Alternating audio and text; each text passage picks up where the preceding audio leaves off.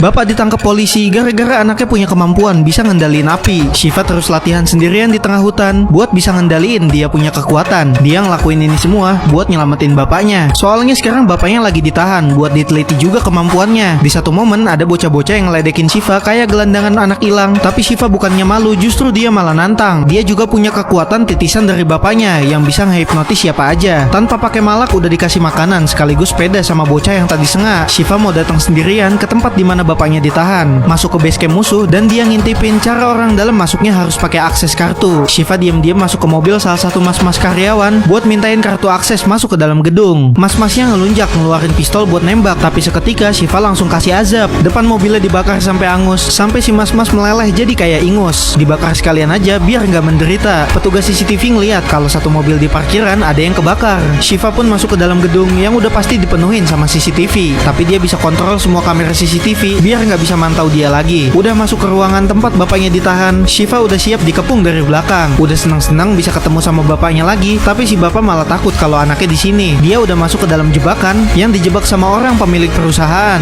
Mbak Sugeng cuma jadiin bapaknya Shiva buat jadi sandera supaya bisa nangkep anaknya. Karena udah nggak ada pilihan, bapaknya kepaksa ngehipnotis Shiva anaknya supaya dia bisa gunain kekuatannya buat ngebakar mereka berdua. Shiva ngelakuin itu demi bapaknya yang berharap supaya anaknya bisa selamat. Semua bagian keamanan diperketat supaya bisa nahan satu bocah berbahaya yang udah ngamuk. Pintu kekunci bisa dia hack sistemnya supaya kebuka. Ada penjaga yang lewat langsung bisa dia sikat. Malahan tanpa pakai pukulan, penjaganya udah bisa dibikin rebahan. Yang berani nodong tembakan, otaknya bisa dikendaliin buat dia gerakin biar jadi nembak satu sama yang lain. Ada mbak-mbak yang numpang lewat bilang yang gak mau nyakitin, tapi sebenarnya mau ngebohongin. Makanya sama Shiva gak pakai lama, langsung dia lelehin. Shiva yang selangkah lagi bisa keluar, tapi dikepung sama kerumunan orang-orang pakai baju astronot anti api yang kalau dibakar sama Shiva sama sekali nggak mempan. Dikeluarin seluruh tenaganya sampai bocahnya yang mau berakhir pingsan karena udah kecapean. Gimana kelanjutannya?